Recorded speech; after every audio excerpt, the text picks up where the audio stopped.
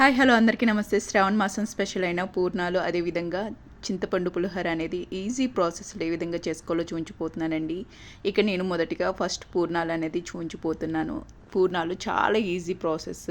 అన్నీ ఒక కప్పు కొలత మనకి చూపిస్తున్నాను. ఇక నేను ఒక కప్పు మినపప్పు, అదేవిధంగా మరొక బౌల్లోకి ఒక కప్పు దాకా స్టోర్ బియ్యం తీసేసుకుని ఒక 8 అవర్స్ అనేది నానబెట్టేసేసుకుంటున్నాను. ఇలా 8 అవర్స్ నానాక వీటి రెండింటిని అయితే ఇక్కడ ఒక మిక్సీ గ్రైండ్ చేసేసుకుంటున్నాను. మిక్సీ జార్ తీసేసుకుని దాంట్లో గ్రైండ్ చేసేసుకుంటున్నాను. పావు స్పూన్ అంత సాల్ట్ తీసుకుని దానిలోకి కొంచెం వాటర్ అండి, ఎక్కువగా వద్దు, జస్ట్ కొంచెం వాటర్ తీసేసుకుని చిన్న గ్లాస్ అంత వాటర్ తీసేసుకుని గ్రైండ్ చేసుకుందామండి. గ్రైండ్ చేసుకునేటప్పుడు పిండి మరీ పలసగా ఉండకూడదు, ఇలా మనం రిబ్బన్ ప్యాటర్న్ అనేది ఉండాలి. దీనిలోకి పావు స్పూన్ వంట సోడా తీసేసుకుని పక్కన పెట్టుకుందాం. ఇప్పుడు నేను మరొక బౌల్లోకి ఒక కప్పు పచ్చెనపప్పు తీసుకుని హాఫ్ అన్ అవర్ నానబెట్టాక చక్కగా ఇది కుక్ చేసేసుకుంటున్నానండి. కుక్ చేసుకునేటప్పుడు పావు స్పూన్ సాల్ట్ వేసేసుకుని చక్కగా మనకి పచ్చెనపప్పు అనేది చక్కగా కుక్ అయిపోయాక మరొక బౌల్లోకి అయితే ఒక కప్పు దాకా బెల్లం తీసేసుకుని బెల్లం అనేది పూర్తిగా కరగనిచ్చుకుంటున్నాను.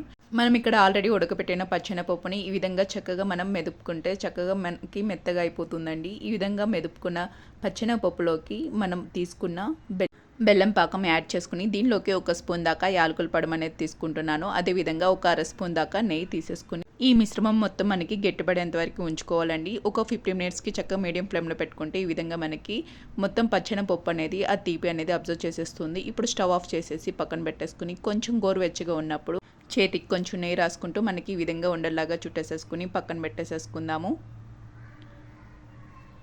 చూడండి, చాలా పర్ఫెక్ట్గా ఏమాత్రం వెడలుకోకుండా మనకి పూర్ణముండలు అయితే రెడీ అయిపోయినాయి. ఇప్పుడు పూర్ణముండల్ని ఇక్కడ నేనైతే మనం ఆల్రెడీ ప్రిపేర్ చేసుకున్న పూతపిండిలోకి తీసేసుకొని మనకి చేత్తో కూడా అవసరం లేదండి, జస్ట్ స్పూన్తోనే చాలా పర్ఫెక్ట్గా వస్తుంది. వేడివేడి ఆయిల్లో చక్కగా మనం ఈ పూర్ణాలు అనేవి ఒక స్పూన్తో వేసినా పర్ఫెక్ట్గా వస్తాయి. చూడండి, చక్కగా మనకి ఆయిల్లో వన్ సైడ్ వేగాక సెకండ్ సైడ్ అనేది టర్న్ చేసేసుకుంటే చక్కగా మనకి పూర్ణాలు అయితే చాలా క్రిస్పీగా, అదేవిధంగా చాలా మంచి టేస్టీగా అనేది పూర్ణాలు అయితే రెడీ అయిపోయినాయి. టేస్ట్ అనేది చాలా బాగుంటుంది, చాలా క్రిస్పీగా ఉంటుంది, అదేవిధంగా మంచి టేస్ట్తో అన్నీ పర్ఫెక్ట్గా ఉంటాయండి, ఏమాత్రం తగ్గవన్నమాట. ఇప్పుడు మన కిచెన్లో రెండో డిష్ అయితే చింతపండు పులిహోర అండి. ఈ చింతపండు పులిహోర అనేది చాలా ఈజీ ప్రాసెస్లో చేసుకోవచ్చు. ఇక్కడ నేనైతే 2 కప్పుల దాకా రైస్ని అనేది తీసేసుకుంటున్నాను. మనం రెగ్యులర్గా యూస్ చేసే బౌల్లోనే మనం రైస్ అనేది కుక్ చేసుకోవచ్చు అండి. ఇక్కడ నేను 2 కప్స్ రైస్కి 4 కప్స్ దాకా వాటర్ అనేది తీసేసుకుంటున్నాను. అదే మీరు కుక్కర్లో చేసుకుంటే కనుక 2 కప్స్ రైస్కి 3 కప్స్ దాకా వాటర్ అనేది తీసుకోవాలి. దీనిలోకి పావు స్పూన్ పసుపు, అదేవిధంగా ఒక హాఫ్ స్పూన్ సాల్ట్, దీనిలోకి 2 స్పూన్లు దాకా మనం రిఫైండ్ ఆయిల్ కానీ మన రెగ్యులర్గా యూస్ చేసే ఆయిల్ అనేది తీసేసుకుందాం. ఒక్కసారి మొత్తాన్ని మిక్స్ చేసేసి చక్కగా హై టు మీడియం ఫ్లేమ్లో ఒక 15 మినిట్స్ కుక్ చేసుకుంటే మనకి రైస్ అనేది ప్రిపేర్ అవుతుంది.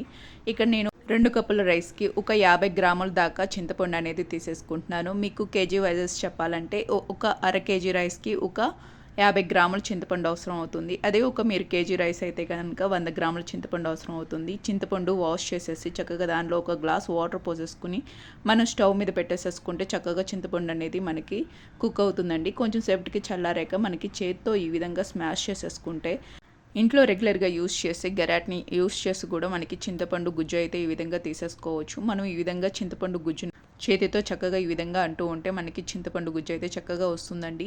ఇక్కడ నేను చింతపండు గుజ్జు అనేది 2-3 సార్లు మళ్ళీ దానిలో కొంచెం వాటర్ అనేది యాడ్ చేసేసుకుని ఈ విధంగా చింతపండు నుంచి గుజ్జు అనేది అయితే ఈ విధంగా గ్రేట్ చేసేసుకుని ఒక బౌల్లోకి తీసుకుంటున్నాను. దీనిలోకి ఒక పావు స్పూన్ పసుపు, ఒక హాఫ్ స్పూన్ సాల్ట్, ఇక్కడ సన్నగా కట్ చేసుకున్న పచ్చిమిర్చి ఒక 5 దాకా తీసేసుకుంటున్నానండి. అదేవిధంగా 2 రెబ్బల కరివేపాకు, కొంచెం బెల్లం. ఈ బెల్లమే చాలా మంచి టేస్ట్ వస్తుంది చింతపండు పులిహోరకి.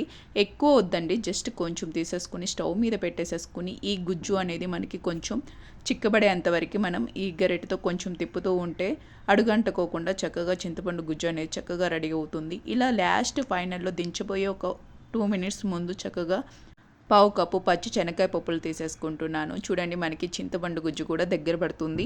ఇలా దగ్గర పడ్డాక అంటే మనకి చిక్కగా అవ్వటం అనేది మనకి కనిపిస్తుంది కదా, అప్పుడు చిక్కబడ్డాక మనం ఇంకా స్టవ్ ఆఫ్ చేసుకుని వీటిని అయితే చల్లారనిచ్చుకుందాము. ఇప్పుడు మరొక వాండి పెట్టేసి స్టవ్ మీద దానిలోకి 2 స్పూన్స్ ఆయిల్ తీసేసుకుంటున్నాను. ఆయిల్ పోపుకు మీరు మరీ ఓవర్గా తీసుకున్నా మనకి పులిహోర మొత్తం ఎక్కువగా ఆయిల్గా అనిపిస్తుందండి. 2 స్పూన్స్ వరకు సరిపోతుంది. ఎప్పుడైనా తీసుకునేటప్పుడు పోపు చిన్న బాండీలో తీసుకుంటే పర్ఫెక్ట్గా సరిపోతుంది. ఇలా ఆయిల్ తీసుకున్నాక దీనిలోకి పావు కప్పు పచ్చెనక్కాయలు వేసేసుకుని కొంచెం వేగనిచ్చుకున్నాక దానిలోకి 2 స్పూన్లు శనగపప్పు, అదేవిధంగా కొంచెం ఎండుమిర్చి, 1 స్పూన్ పోపు, కొంచెం పచ్చిమిర్చి, అదేవిధంగా కొంచెం ఇంగువకే చాలా మంచి ప్రాధాన్యత ఉంటుందండి పులిహోరకి. పులిహోర ఇంగువ లేని పులిహోర టేస్ట్ ఉండదు. ఫైనల్గా దీనిలోకి 2 రెబ్బల కరివేపాకు కూడా తీసుకుని కరివేపాకు వేగాక స్టవ్ ఆఫ్ చేసుకుని పక్కన పెట్టుకుందాము. ఇప్పుడు ఆల్రెడీ నేను ఉడికించుకున్న అన్నాన్ని ఒక వెడల్పాటి ప్లేట్లో అయితే తీసేసుకుని దానిలోకి 1 స్పూన్ సాల్ట్ అనేది తీసేసుకుంటున్నాను. ఇక్కడ మీకు సాల్ట్ కొలత అనేది చెప్పాలి అంటే కనుక ఒక 2 స్పూన్స్ దాకా అనేది పడుతుందండి. ఎక్స్ట్రా 2 స్పూన్స్ నేను ఇక్కడ సాల్ట్ వేసేసుకుని ఇక్కడ మనం ఆల్రెడీ ప్రిపేర్ చేసుకున్న చింతపండు గుజ్జుని కొంచెం కొంచెంగా వేసేసుకుంటూ మనం మిక్స్ చేసేసుకుంటూ మరొకసారి వేసుకుంటే కరెక్ట్ ఎగ్జాక్ట్ కొలత అనేది ఉంటుందండి. 1/2 kg రైస్కి కరెక్ట్గా ఒక 50 గ్రాముల చింతపండు అనేది అవసరం అవుతుంది. అదేవిధంగా ఒక 4 స్పూన్స్ దాకా మనకి సాల్ట్ అనేది అవసరం అవుతుంది. ఇలా మొత్తాన్ని మనం చింతపండు మిశ్రమాన్ని వేసేసి మిక్స్ చేసుకున్నాక ఫైనల్గా పోపు అనేది యాడ్ చేసేసుకుంటున్నాను.